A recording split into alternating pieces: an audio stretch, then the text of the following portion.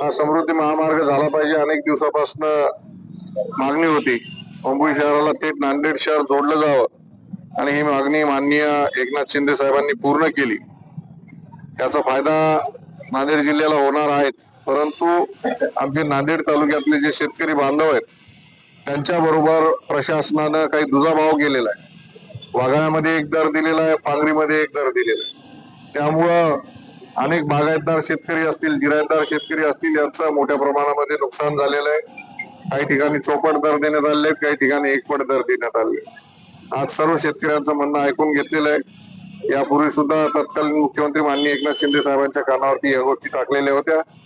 आमचे स्नेही तालुका प्रमुख अशोकराव मोरे असतील, त्याचबरोबर आमचे दासराव हंबर्डेजी असतील, गोपाळ पाटील इजळीकर असतील, ही सर्व बाधित शेतकरी मंडळी आहे, त्यांना विनंती केली की आज आपलं जे उपोषण आहे आपण लाक्षणिक उठवावं आणि पुढच्या आठवड्यामध्ये साधारणतः जानेवारीच्या पहिल्या किंवा दुसऱ्या आठवड्यात उपमुख्यमंत्र्यांची वेळ घेऊ आणि त्यांच्याकडे बैठक लावू आणि जे काही बाधित शेतकरी आहेत त्यांना ती चौपट रक्कम मिळवून देण्याच्या संदर्भामध्ये आपण प्रयत्न करू असा शब्द त्यांना दिलेला आहे।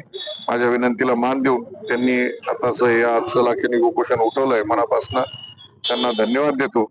आणि हे सरकार शेतकऱ्यांच्या पाठीमागे उभं राहणार सरकार आहे। निश्चित यांचा मोबदला मुआवजा मिळवून देण्याचं काम आम्ही करणार आहोत। धन्यवाद। लोकशाही मराठी ऐका, पहा, जागरूक रहा।